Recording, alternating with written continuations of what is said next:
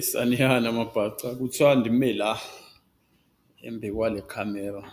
La bantu batamane bendibuta imibuto kodwa ngathi anintubeva nina bathi avuka home kuphela.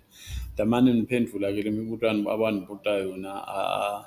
Bafuna ukwazi uba ndiwuba, bafuna ukwazi uba ndiwayi, bathi ndititsho. Yonke le nto nditaphendula-ke imibuto le ndiyibutiwe. Wena utayibona le nto, ndiyathemba ukuthi itakukhanyisela uba ubalo bhobhawu.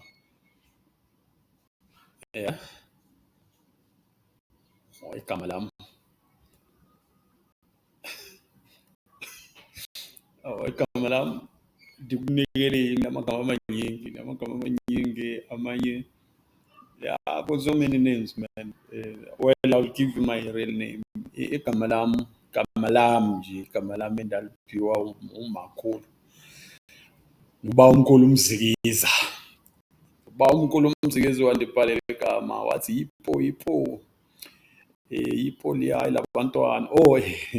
Sinde ukudlala igama uVika owakamjoka.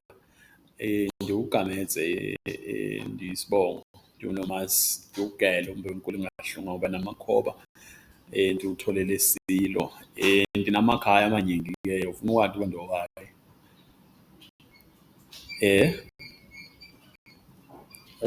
Ekhaya ndiwake Esihlahleni, ilawo ndadalelwa khona. Kulela lokuthiwa Esihlahleni. Yabona nje uma ukuhamba ngalo mgaqo wegravili lo onegravili lo, uyawubona lo mgaqo udlula lapha ngakekhaya. Ya lo mgaqo ukhuphuka ngeDiphini lo ojikako ube soba nama-drum amaningi ukuthi ube ungathi uyale, ube sowufika la kuleya ndzawo ndehleke esitishini la. Ndiwala Esihlahleni wena mfowethu. Unonyokothi ingade edle inkukhu isihlahla esihlala Muvukuthu. Kuleya nkosi esiphethe-ke kulesa sihlahla. Ndingaphasi kwayo leya nkosi kuthiwa uZanethemba. Zanethemba.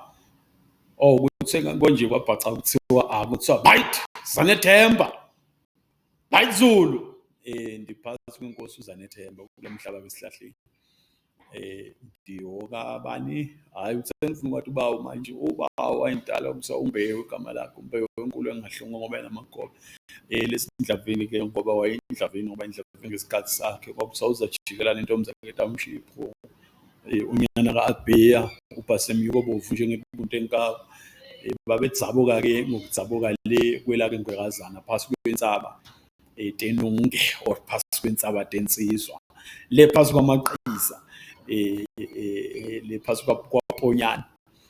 Kulethu komzivuko le maqhinqo. Futhi-ke babengave behake amaqhinqo babeyabali lesiyalwini abakithi. Imtika abamkhulu sekhona lesiyalwini bakhamba-ke ngendzaba yetimo etabaphoqa ukuthi mabanyentele ukuthi bashiye lelo lake Ngwakazana ezinkumbeni. Manje mina ndikulo mhlaba kaGoli eGauteng. Ndanoba ndikubekela kahle ufuna nditatise ndiwumtshana kwaDlamini. Ndiphenzeni bomtshana kwaZulu. Ndandinomama ababini, ndiphenzeni bomtshana kwaZulu, ndiphenzeni bomtshana kwaDlamini. Ndimtukulana kwaGwelisa kangakuloma, ndiphenzeni bomtukulana kwaSwele. Umakhulu intombi yangikhulisa. Umtukulwana wentombi kaLathibela mina. Lesiqingeni kwaManikwe. Lo makhulu wami lowo. Intombi yayimnyaminze, ithanza. Ndititsha uba ndiwubani kanye emsebentini ngaqeketha bhaca. Ndicela ukuyishiya le nto ayishiyele enye ividiyo le ukuthi ndiwubani emsebentini ngaqeketha bhaca. Emsebentini ngaqeketha bhaca. Ndaditsha uba ndiwuba emsebentini ngaqeketha bhaca asiyishiye lana le. Ngibona nje ndifuna ukwazi uba ndiyibhaca futhi nje ndiyibhaca qwaba andingxonganga wanganto kanti ave nditsanza into takwaBhaca, ave nditsanza loku bhaca. Ndaba nenhlahla-ke mina uba ndakhulela sinabanye sakhuliswa abantu ababesibhobha esibhaca. Ababesibhobha futhi bengalwati olunye ulwimi ngaphandle kwesibhaca.